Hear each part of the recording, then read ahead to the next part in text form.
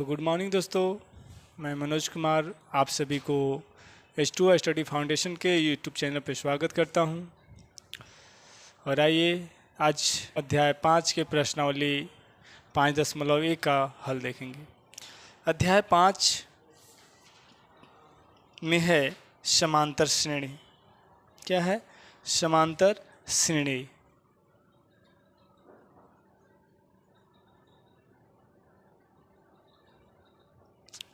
ठीक ना। आखिर समांतर श्रेणी हम लोग कहते किसे हैं? क्या है समांतर श्रेणी? तो समांतर श्रेणी जो है एक प्रकार से संख्याओं की एक सूची है। समांतर श्रेणी संख्याओं की एक सूची है जिसमें प्रत्येक पद होता है अपने पद में एक निश्चित संख्या जोड़ने पर प्राप्त है। यानी प्रत्येक जो अगला पद है वह पद पिछलका पद में यानी पीछे वाला जो पद है उसमें एक नियत संख्या जोड़ने के बाद हमें अगला पद प्राप्त होता है। तो इस प्रकार से जो प्राप्त श्रृंखला है उसे हम समांतर श्रृंखला कहते हैं। ठीक ना। क्या इसको अगर परिभाषित अगर हमें करना होगा तो कर सकते हैं कि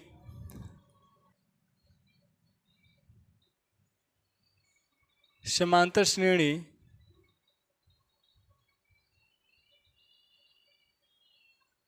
संख्याओं का एक ऐसा अनुक्रम है। समांतर श्रेणी संख्याओं का एक ऐसा अनुक्रम है जिनके दो क्रमागत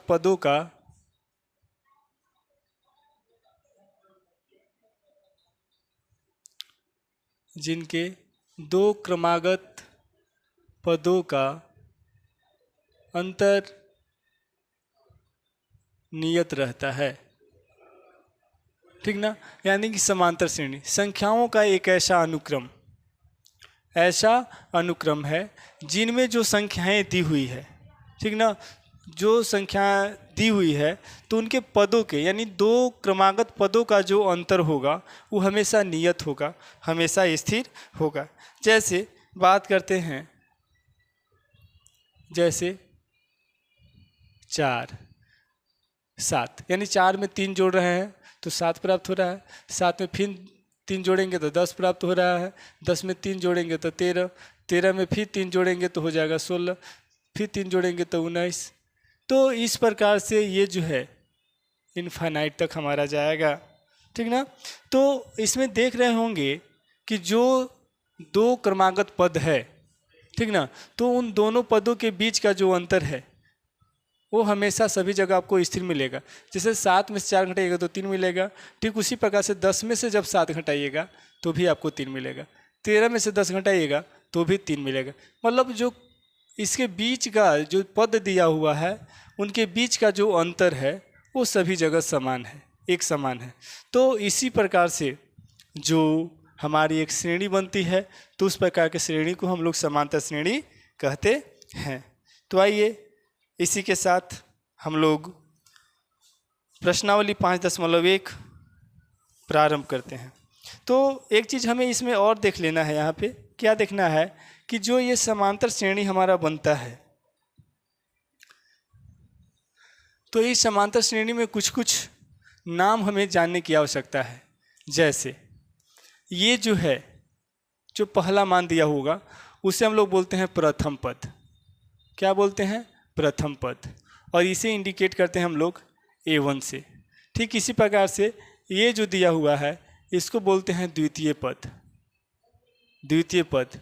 और इसको जो है हम लोग इंडिकेट करते हैं A2 से। ठीक ना। और इन दोनों के बीच का जो अंतर है उसको बोलते हैं सार्वंतर। ठीक ना। तो सार्वंतर जो होता है, सार्वंतर को हम लोग इंडिकेट करते हैं D से। चूँकि D से होता है डिफरेंस, इसलिए हम लोग मान लेते हैं D। तो D से सार्वंतर बराबर क्या हो जाता है कि D यानी कि A2 माइनस A1। कह सकते हैं कि द्वितीय पद में से यदि प्रथम पद को आप घटा दीजिएगा तो आपको जो है सार्वंतर मिल जाएगा। और यदि एक समांतर श्रेणी होगी तो सार्वंतर जो होगा वो हमारा हमेशा समान होगा, समान होता है, ठीक ना। तो इस प्रकार से हम लोग जानते हैं ये जो होता है इसमें जितने पद होते हैं, जैसे कि अभी यहाँ पे अगर मान लिया जाए कि कोई नेक्स्ट आगे जाकर 19 के बाद 3 जोड़ेंगे, 22 के बाद 3 जोड़ेंगे, 25 के बाद 3 जोड़ेंगे, 28 होगा। तो इसमें जो कुल पद होगा, कुल पद, तो कुल पदों की संख्या जो होगी, कुल पदों की संख्या को हम लोग इंडिकेट करते हैं n से, ठीक ना। और सबसे अंतिम जो पद होता है, अंतिम जो पद होता है तो उस पद को हम लोग इंडिकेट करते हैं an से, ठीक ना। तो इस प्रकार से हम जो है इतना हमें इस समांतर श्रेणी में जानकारी जो है होना आवश्यक है। प्रथम पद किसको कहते हैं, सार्वंतर किसको कहते हैं, कुल पद जो होगा यानी कि संख्या को हम लोग किसी से इंडिकेट करते हैं, अंतिम पद को हम लोग क्या कहते हैं, अंतिम पद को हम लोग AL भी कहते हैं, ठीक ना, यानी नंबर ऑफ लास्ट, ठीक ना। तो ये जो हो गया हमारा इतना जानना है।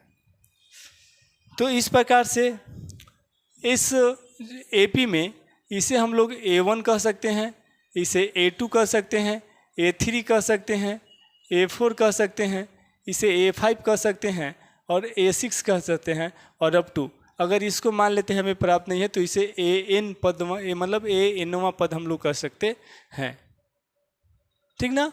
इस प्रकार से ठीक इसी प्रकार से इसके बीच का जो अंतर होगा, इसके बीच का जो अंतर होगा उसको हम लोग D1 कह सकते हैं, इसके बीच का जो अंतर होगा उसे D2 कह सकते हैं, इसके बीच का जो अंतर होगा इसे D3 कह सकते हैं, इसके बीच का जो अंतर होगा उसको D4 कह सकते हैं, इसके बीच का जो अंतर होगा उसे D5 कह सकते हैं। तो इस प्रकार से हम लोग इसे जो है ज्ञात कर सकते हैं और कह सकते हैं। तो आइए इसी के साथ प्रश्नावली 5.1 का हम लोग हल देखते हैं।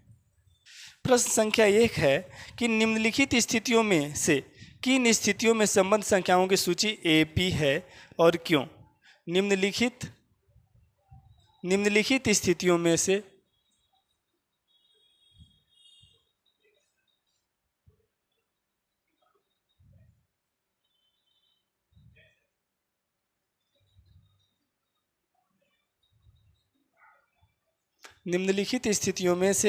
किन स्थितियों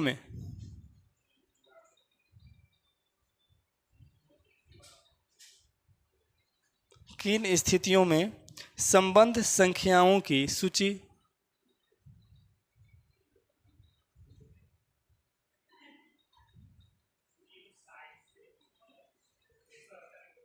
संबंध संख्याओं की सूची AP है और क्यों।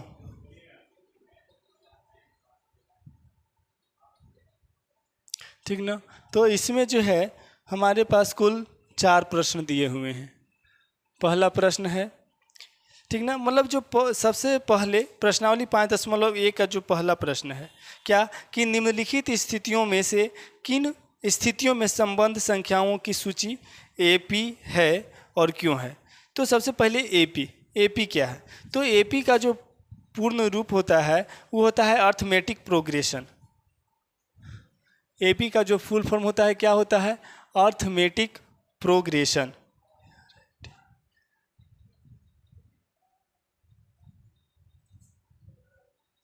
अर्थमेटिक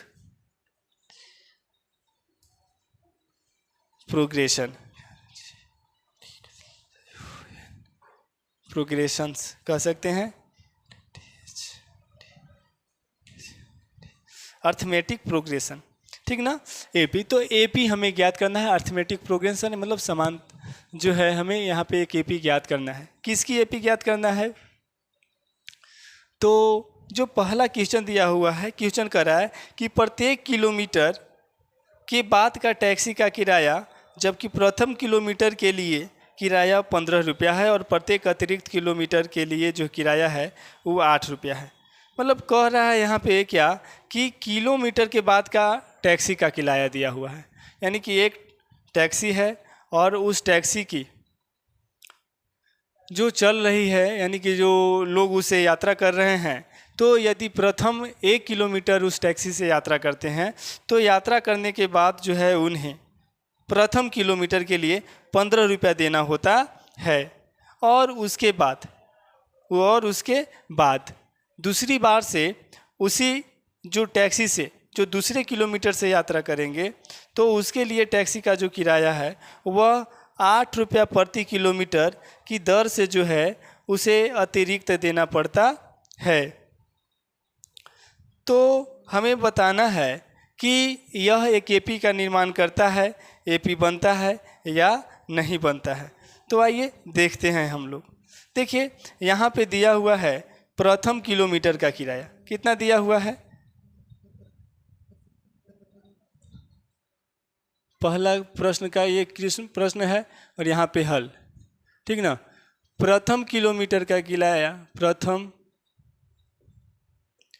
किलोमीटर का किराया दिया हुआ है। कितना दिया हुआ है प्रथम किलोमीटर का किराया?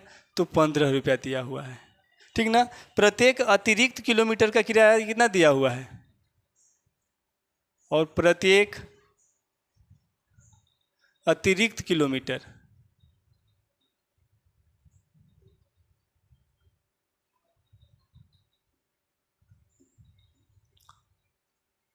किराया दिया हुआ है कितना? तो 8 रुपये दिया हुआ है। मतलब हर पहला 1 किलोमीटर होगा। जैसे मान लेते हैं यहाँ हमारी गाड़ी है, यहाँ से खुलती है, अगर इसकी दूरी 1 किलोमीटर है तो इसके लिए उसे 15 रुपया देना पड़ रहा है। लेकिन यहाँ से अगर यहाँ तक की दूरी भी अगर ये भी 1 किलोमीटर है तो 15 रुपया पहला बार देना है और दूसरा किलोमीटर के लिए किराया उसके 8 रुपया देना है। तो यहाँ से यहाँ तक के लिए इसका जो कुल किराया होगा वो हो जाएगा 15 23 रुपया। यानी दोनों जो है जुड़ते जा रहा है। फिर अगला किलोमीटर जाएगा, फिर 8 रुपया इसका जुटेगा। तो मतलब यहाँ से यहाँ तक होगा 23 + 8 जो है होते जाएगा, मतलब 23 + 8 जो है आपका 31 रुपया। इस प्रकार से जो है हमारा बनते जाएगा, ठीक ना। तो इस प्रकार से हमारी जो श्रृंखला बनकर तैयार हो रही है, श्रृंखला क्या बन रही है? तो पहला किलोमीटर के लिए 15 रुपया किराया, दूसरे किलोमीटर के लिए 8 रुपया जो है जोड़ दिया जाएगा, ठीक ना। तो 15 + 8 हो जाएगा 23। तीसरे किलोमीटर के लिए कितना होगा? तो 23 में 8 रुपया और जुटेगा, 23 + 8 हो जाएगा हमारा 31। उसी प्रकार से चौथे किलोमीटर के लिए 49, और ये वो जहाँ तक जाएगा उसके लिए हर बार जो है 8 रुपया जो है जुड़ते चले जाएगा, ठीक ना। तो अब हम लोग जांच करते हैं, देखते हैं कि यह एक एपी है कि नहीं। तो यहाँ पे लिखेंगे जांच। जांच में क्या देखेंगे कि ये हमारा प्रथम पद कहलाता है, ठीक ना। जांच में क्या देखेंगे कि a बराबर जो है हमारा है 15, ठीक। इसी प्रकार से जो है इसको हम लोग बोल सकते हैं A1, इसको बोल सकते हैं A2, इसको बोल सकते हैं A3, इसको बोल सकते हैं A4, अप टू जहाँ तक जाएगा वहाँ तक। तो A1 = हो गया 15, A2 = हो गया 23, A3 = हो गया 31 और A4 = हो गया हमारा 39, ठीक ना। तो इस प्रकार से हम लोग देख ले। जांच करने का तरीका ये है कि सभी जगह का जो सार्वंतर होगा, यानी जो कॉमन डिफरेंस होगा, वो हमारा सभी जगह का बराबर होना चाहिए। यदि बराबर है सार्वंतर तो हमारा एपी होगा, और अगर बराबर नहीं है तो वो हमारा एपी नहीं होगा। तो देखिएगा D1 बराबर जो होगा वो होता है फॉर्मूला A2 - A1, या लिख सकते हैं D1 बराबर A2 का मान कितना है 23 माइनस A1 का मान 15, और 23 में से 15 घटाइएगा तो बचेगा 8। नेक्स्ट देखिएगा, ये D1 हो गया। D2 बराबर क्या होगा? तो D2 के लिए A3 में से A2 को हटाइएगा, A3 - A2, या D2 बराबर A3 कितना है तो 31 माइनस A2 कितना है तो 23, घटेगा तो 8। नेक्स्ट D3 बराबर कितना हो जाएगा? तो D3 बराबर A4 - A3, या D3 बराबर A4 कितना है तो है मेरा 39 - 31। तो इस प्रकार से देख रहे होंगे कि सभी जगह यहाँ से यहाँ तक जो D का मान है वो बराबर आया है, ठीक ना। तो लिख सकते हैं, क्या लिखेंगे हम लोग? चूँकि सभी अंतरों का अंतर समान है, चूँकि सभी अंतरों का अंतर समान है, ठीक ना। इसलिए हम लोग कह सकते हैं, क्या कह सकते हैं कि इसलिए, ठीक ना, यह जो है यानी कि दिया गया जो सूची है, इसलिए दिया गया सूची एक एपी का निर्माण करता है। और ये जो है हमारा क्या हो जाएगा, आंसर। नेक्स्ट प्रश्न संख्या 2। प्रश्न संख्या 2 है क्या कि किसी बेलन में उपस्थित हवा की मात्रा जबकि वायु निकलने वाला पंप प्रत्येक बार बेलन की शेष हवा का 1/4 भाग निकाल देता है। यानी कि देखिए, किसी बेलन में उपस्थित हवा की जो मात्रा है, कितनी मात्रा है वो नहीं हमें मालूम है, लेकिन जो उसमें उपस्थित हवा की जो मात्रा है, तो वायु निकालने वाला जो पंप है, तो प्रत्येक बार जितनी उसमें मतलब हवा है उसका 1/4 भाग हमेशा जो है बाहर निकलते जाता है। तो हमें बताना है कि क्या यह एक एपी का निर्माण करेगा या नहीं करेगा, ठीक ना। हमें मालूम नहीं है कि बेलन में कितना हवा है। मान लेते हैं कि बेलन में जो है हवा की मात्रा 1 यूनिट है। प्रश्न संख्या 2 का सॉल्यूशन, ठीक ना। मान लेते हैं, यानी माना कि बेलन में उपस्थित हवा बराबर कितना है, एक है, ठीक ना। ये 1 यूनिट मान सकते हैं, कोई दिक्कत नहीं है। तब जो है हवा निकाला जा रहा है, कितना हवा निकलता है, हवा जो है निकलता है, यानी कि हवा निकाला जाता है। कितना हवा निकाला जाता है, तो जितना है उसका 1/4 जो है हवा निकाला जाता है। तो प्रारंभ में जो है हमारे पास होगा 1, ठीक ना। लेकिन जब इसका हवा निकाला जा रहा है मतलब 1/4, तब बचेगा कितना, यानी शेष हवा कितना बचेगा, तो 1 में से 1/4 निकल रहा है, यानी कि इसके नीचे कुछ नहीं तो 1 है। 4 अब एक लघुत्तम 4, यहाँ 4 हो जाएगा, 4 - 1 मतलब 3/4, ठीक ना। तो इस प्रकार से जो हवा बच रहा है वो हमारा कितना बच रहा है, 3/4। दूसरा बार में इतना बटा, फिर हवा निकाला गया, ठीक ना। कितना निकाला गया, 3/4 नहीं, इसका 1/4, शेष जो बचा है उसका 1/4। तो शेष हवा कितना बचेगा, मतलब निकाला गया हवा लिखेंगे यहाँ पे हम लोग, तो बहुत अच्छा रहेगा। निकाला गया हवा,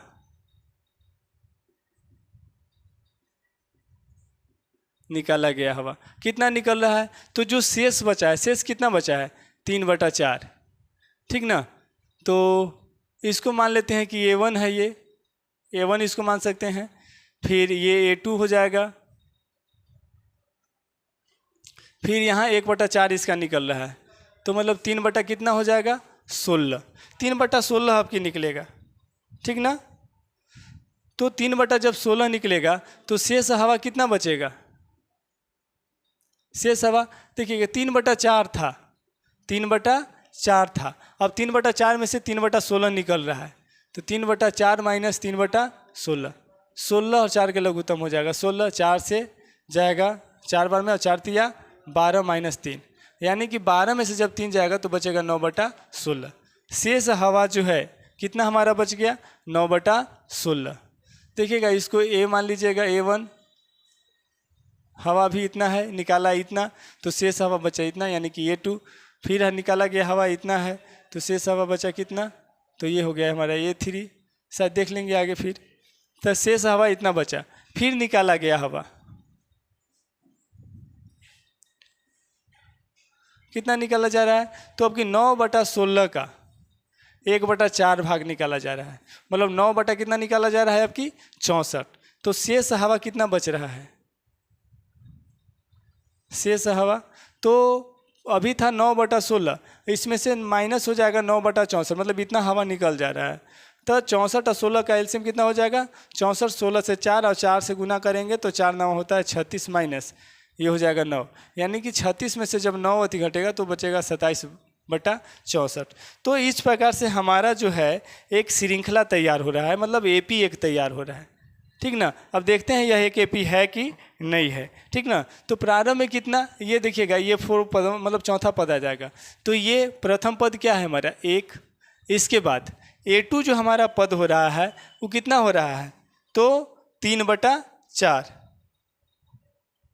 A2 जो पद हो रहा है मतलब हमारा शेष हवा कितना बच रहा है यहाँ पे, 1/4 भाग जब निकल रहा है तो 3/4।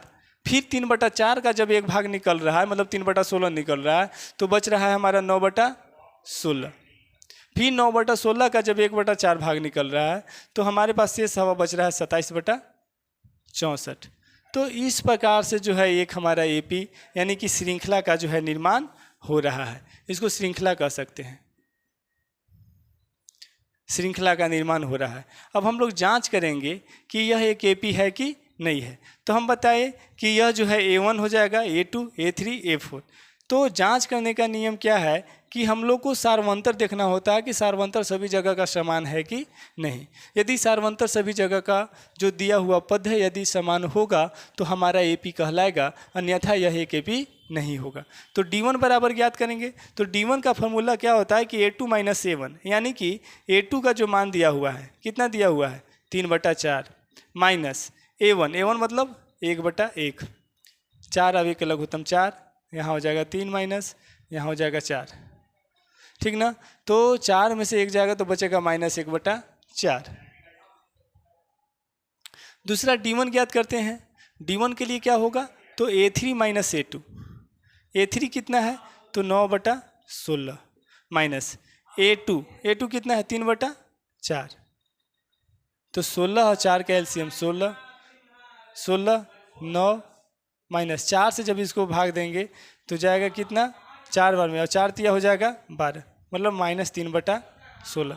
आप देख रहे होंगे यहीं पे हमारा सार्वंतर जो है समान नहीं है, यहीं पे हमारा सार्वंतर समान नहीं है। लिख सकते हैं तो जब अगर सार्वंतर यहीं समान नहीं तो आगे के समान होने से भी हमें जो है कोई प्रॉफिट होने वाला नहीं है। लिखेंगे चूँकि श्रृंखला का सार्वंतर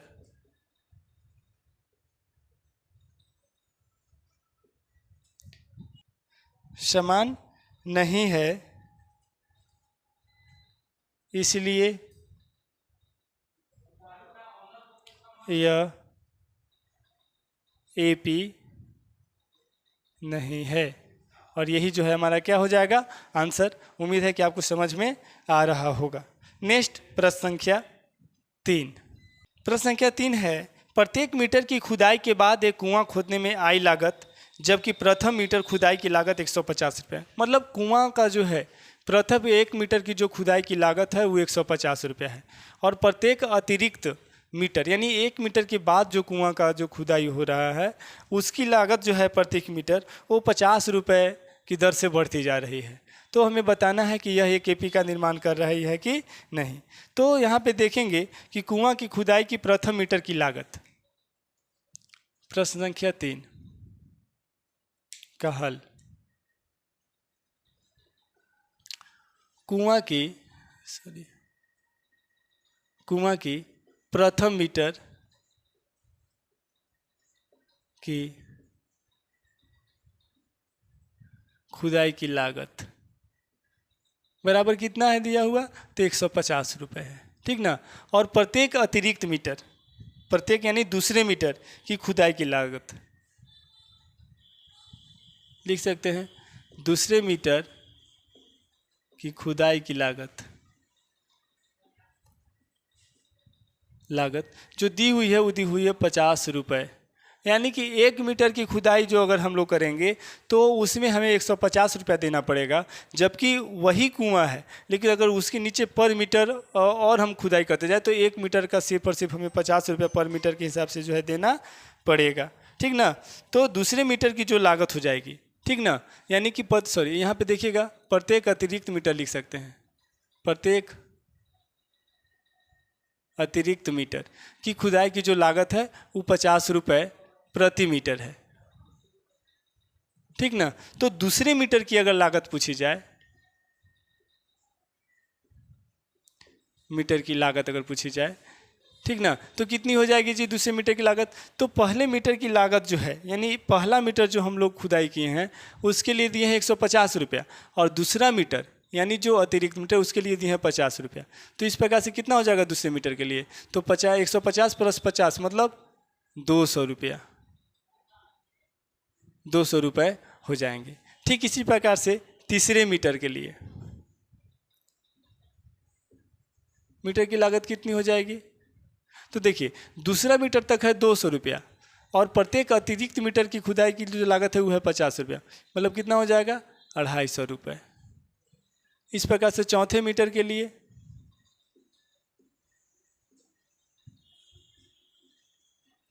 देखिए 3 मीटर तक जो है दिया हुआ है 250 रुपया, और अतिरिक्त यानी 1 मीटर और अगर खुदाई करें तो ये हो जाएगा हमारा 300 रुपये। तो इस प्रकार से प्रत्येक अतिरिक्त मीटर में जो है हमारी 50 रुपया की लागत जो है हमारी बढ़ती चली जाएगी। तो एक श्रृंखला तैयार होगा हमारा। श्रृंखला क्या तैयार हुआ? पहले मीटर में दिए हैं 150, दूसरे में 200, तीसरे में 250, चौथे में 300, और ऐसे ही जाते जाते जो है हमारा चलते जाएगा, चाहे जितनी हमें खुदाई करनी है। तो हम लोग जांच करेंगे यह केपी है कि नहीं। जांच में क्या होगा कि D1 निकालेंगे। D1 का क्या होता है? देखिए ये A1 कहलाएगा, ये A2, A3 और ये A4 कहलाएगा, ठीक ना। तो D1 बराबर होता है A2 माइनस A1, या कह सकते हैं A2 हमारा है 200 माइनस A1 मतलब 150, या कह सकते हैं 200 में से अगर 150 जाएगा तो कितना बचेगा? 50। यानी कि हम लोग कह सकते हैं कि D1 के बराबर जो है 50 आ गया। D1 बराबर कितना आ गया? 50। फिर देखते हैं दूसरा में D2 बराबर, यहाँ क्या होगा? तो A3 माइनस A2, या D2 बराबर A3 का मान कितना था? तो हो गया 250 माइनस 200, या लिख सकते हैं D2 बराबर 250 में से 200 घटेगा तो बचेगा 50। फिर D3 निकालेंगे, A4 माइनस A3, या D3 बराबर A4 का मान है 300 माइनस 250 बराबर हो जाएगा D3 बराबर 50। आप देख रहे होंगे D1 से लेकर के D3 तक का जो मान है, यानी कि सार्वंतर जो है वो सभी जगह क्या है? समान है। तो कह सकते हैं चूँकि सार्वंतर समान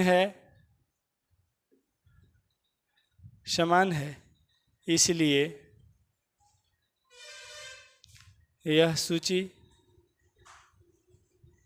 एक एपी का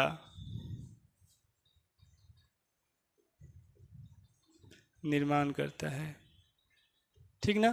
तो इस प्रकार से हमारा इसका सॉल्यूशन हो जाएगा। लिख सकते हैं आप इसको, जितना संक्षिप्त चाहें उतना संक्षिप्त में आप इसे लिख सकते हैं। नेक्स्ट प्रश्न संख्या 4। प्रश्न संख्या 4 है,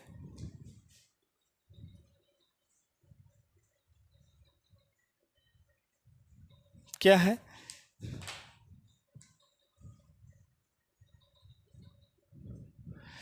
कि खाते में प्रत्येक वर्ष का मिश्र धन, जबकि 10,000 रुपये की राशि 8% वार्षिक की दर से चक्रवृद्धि ब्याज पर जमा की जाती है। देखिएगा यहाँ जो पहले वर्ष की जो राशि दी हुई है वह दी हुई है 10,000। पहले वर्ष की राशि कितनी दी हुई है? 10,000, 10,000 रुपये दी हुई है, ठीक ना, एक वर्ष की राशि। तो दूसरे वर्ष जो है, ठीक ना, उसको 8% वार्षिक की दर से जो है इंटरेस्ट मिलता है। रेट मतलब उसकी जो ब्याज की जो दर है वो है 8%। तो पहले वर्ष इतना है, तो दूसरे वर्ष की अगर इसकी हम बात करें, दूसरे वर्ष की राशि की, तो कितनी हो जाएगी? तो 10,000, और 10,000 का 8% मिल रहा है, ठीक ना। यानी कि दूसरे वर्ष की राशि नहीं, बल्कि हम लोग कहते हैं दूसरे वर्ष की जो ब्याज है, ब्याज कितनी हो जाएगी? तो ब्याज बराबर फार्मूला होता है प्रिंसिपल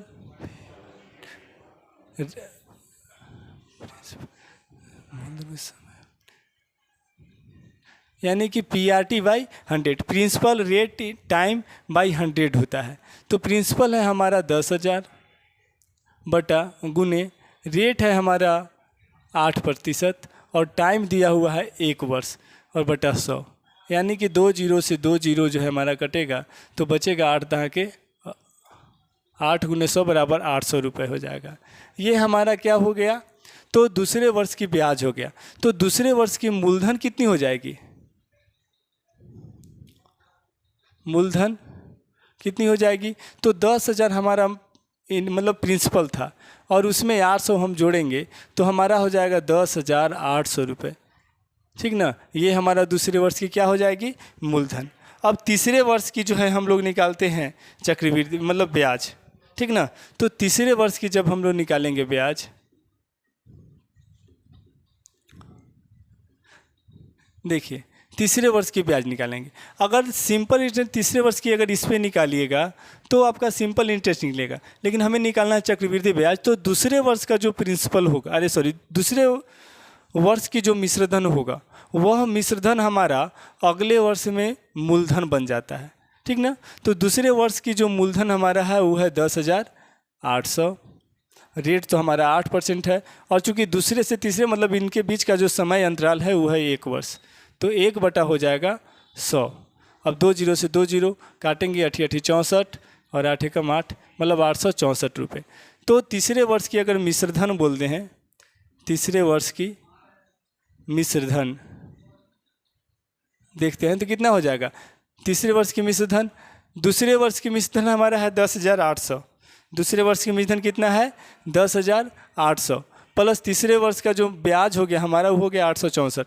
तो जोड़ेंगे 4 जीरो 0 4 6 जीरो 6 8 8 16 के 6 हासिल 1 1 वीक मतलब 11,664 रुपया जो है तीसरे वर्ष की क्या हो जाएगी, हमारी राशि हो जाएगी मिश्रधन। तो इस प्रकार से श्रृंखला हमारा बनेगा, जो क्या बन रहा है श्रृंखला, तो पहले वर्ष का मिश्रधन था यानी कि मूलधन जिसको हम लोग कह सकते हैं वो 10,000, दूसरे वर्ष की जो यही राशि यानी जो दूसरे वर्ष की हमारा कह सकते हैं कि मिश्रधन हो गया या दूसरे वर्ष का मूलधन जिसको कह सकते हैं, तो क्या होगा दूसरे वर्ष का मूलधन जो दिया हुआ है 10,800, इसको मूलधन कहिए चाहे मिश्रधन कहिए दूसरे वर्ष का,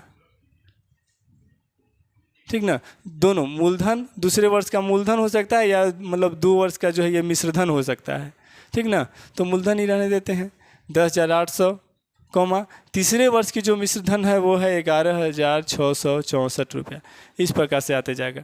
तो ये A1 A2 A3 यहीं से हम लोग अगर दोनों में देख लेते हैं कॉमन समान होगा तो AP होगा, तो D1 बराबर निकालते हैं। ये होता है A2 माइनस A1 या D1 बराबर A1 जो है हमारा A2 जो है वो हमारा दिया हुआ है कितना 10,800 माइनस A1 है 10,000, घटेगा यहाँ से तो बचेगा आपका 800 रुपये, यानी कि ये जो D1 हो गया हमारा। नेक्स्ट D2 निकालते हैं। D2 के लिए होता है A3 माइनस A2। A3 का मान कितना है तो 11,664 रुपया माइनस 10,800 घटाएंगे तो यहाँ से हमारा बचेगा 864 रुपया, ठीक ना। आप देख रहे होंगे कि दोनों जगह जो D का मान है अर्थात D1 और D2 ये मान जो है अलग अलग है। D1 और D2 जो मान है वो क्या है हमारा अलग अलग है, ठीक ना। तो जब D1 यानी कि डिफरेंस अगर अलग अलग हो जाता है तो हमारा जो है यह AP नहीं होता है, ठीक ना। तो लिखेंगे चूँकि सार्वंतर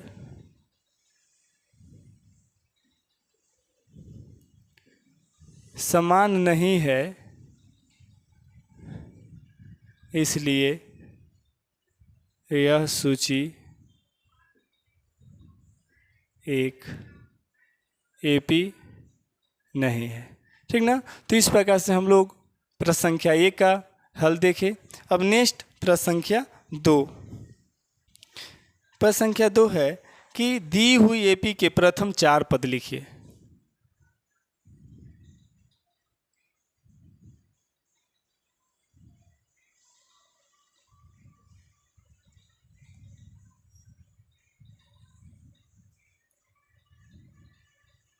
प्रथम 4 पद लिखिए, जबकि प्रथम पद ए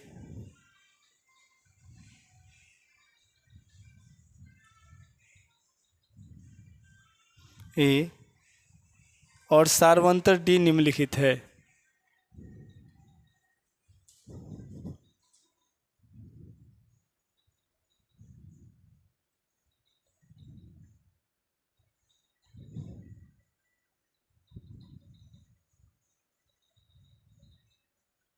ठीक ना, ये दिया हुआ है प्रश्न हमारा।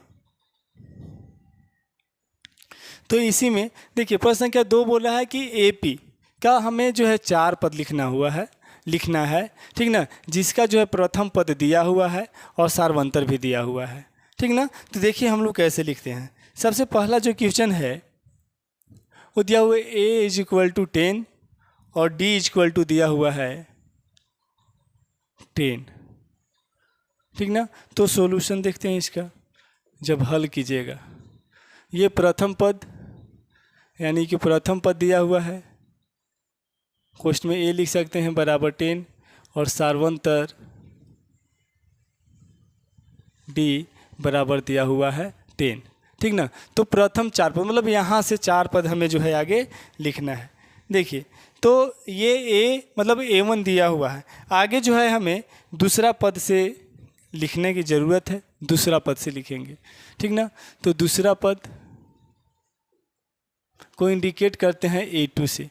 A2 को क्या लिख सकते हैं हम, अभी जस्ट जब समांतर श्रृंखला की परिभाषा बताए थे कि प्रथम पद और दूसरे पद यानी 2 क्रमागत पदों के बीच के जो अंतर होता है वो समान होता है, तभी हमारा एक एपी का निर्माण होता है, ठीक ना। तो हम या दूसरे शब्दों में कह सकते हैं कि जो हर एक अगला पद में जो सार्वंतर दिया हुआ रहता है वो सार्वंतर को यदि हम जोड़ें तो सार्वंतर जोड़ने के बाद जो हर एक अगला पद प्राप्त होता है, ठीक ना, और उससे जो श्रृंखला बनता है उसको हम लोग समांतर श्रृंखला के नाम से जानते हैं। तो A2 को लिख सकते हैं A+D मतलब प्रथम पद में D जोड़ेंगे, सार्वंतर जोड़ेंगे तो हमें दूसरा पद मिलेगा, ठीक ना। या प्रथम पद कितना है 10 और D कितना है तो हो जाएगा हमारा 20। इस प्रकार से तीसरा पद को A3 से इंडिकेट करते हैं हम लोग, और A3 को लिख सकते हैं क्या, देखिए A3 को 2 प्रकार से लिखा जाता है। या तो A2 + D कर दीजिए, मतलब A2 का जो मान है उसमें आप D जोड़ दीजिए, चाहे A + 2D कर दीजिए, मतलब D को अगर दोगुना भी कर देते हैं और उसको A में जोड़ देते हैं तो भी आपका जो है A3 का मान प्राप्त हो जाता है।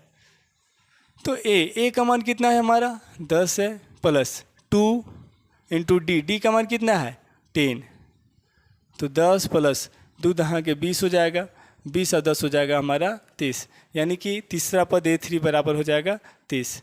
इसी प्रकार से चौथा पद निकालते हैं।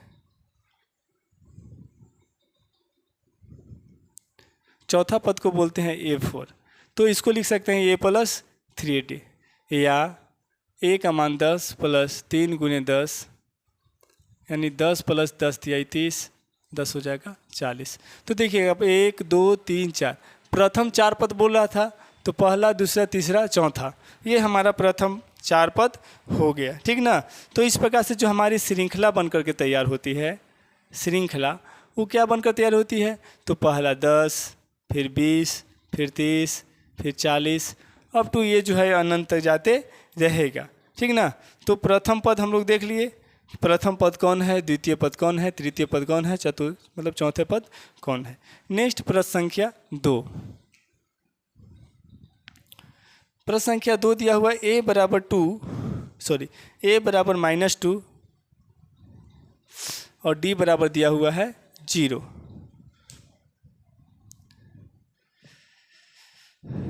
सोल्व करते हैं तो A बराबर यहाँ -2 और D बराबर दिया हुआ है 0। तो हम लोग डायरेक्ट A2 से लिखते हैं, प्रथम पद द्वितीय पद तीसरा पद चौथा पद ये हम नहीं लिख रहे हैं, direct A1 A2 A3 A4 लिख रहे हैं, ठीक ना। तो A2 बराबर जो है वो हो जाएगा हमारा A + D, या लिख सकते हैं A का मान -2 + 0 = हो जाएगा -2। नेक्स्ट A3 बराबर A + 2 × D, या ए का मान हो गया -2 plus 0 into 2 into zero 2 into zero, या लिख सकते हैं -2 प्लस 0 इक्वल टू हो जाएगा -2, ठीक ना। फिर A4 इक्वल टू हो जाएगा क्या, तो A plus 3 into D 3D, या A का मान -2 है प्लस 2 3 इंटू जीरो, या लिख सकते हैं -2 प्लस 0 इक्वल टू -2। तो श्रृंखला जो हमारा बन रहा है, श्रृंखला वो क्या बन रहा है, -2 -2 -2 -2 अब तो इसी प्रकार से जा रहा है, ठीक ना। तो इस प्रकार से हमारा यह AKP का निर्माण कर रहा है। नेक्स्ट प्रश्न संख्या 3,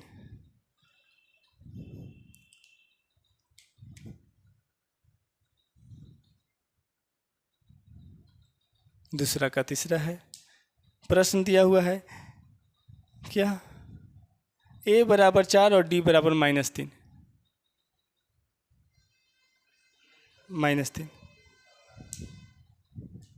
ठीक ना। सोल्व करते हैं।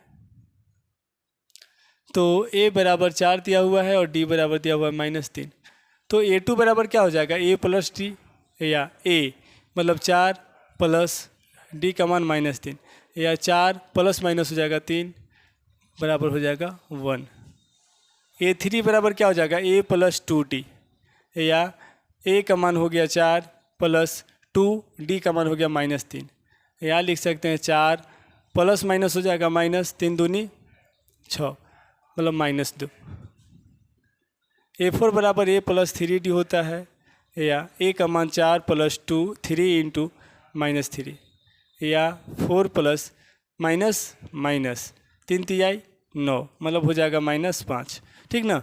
तो इस प्रकार से हमारा जो है AKP यानी कि श्रृंखला बन रहा है।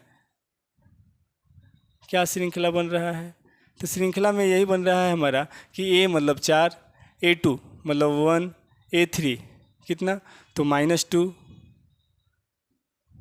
A4 -5, अब तो ये इनफाइनाइट तक हमारा जाएगा, ठीक ना। यानी कि प्रथम अगर 4 पद लिखने की बात हो तो प्रथम 4 पद बराबर लिख सकते हैं 4, 1, -2, -5, और यही जो है हमारा क्या हो जाएगा आंसर। नेक्स्ट प्रश्न संख्या 4, A बराबर -1 और D बराबर है हमारा दिया हुआ 1/2।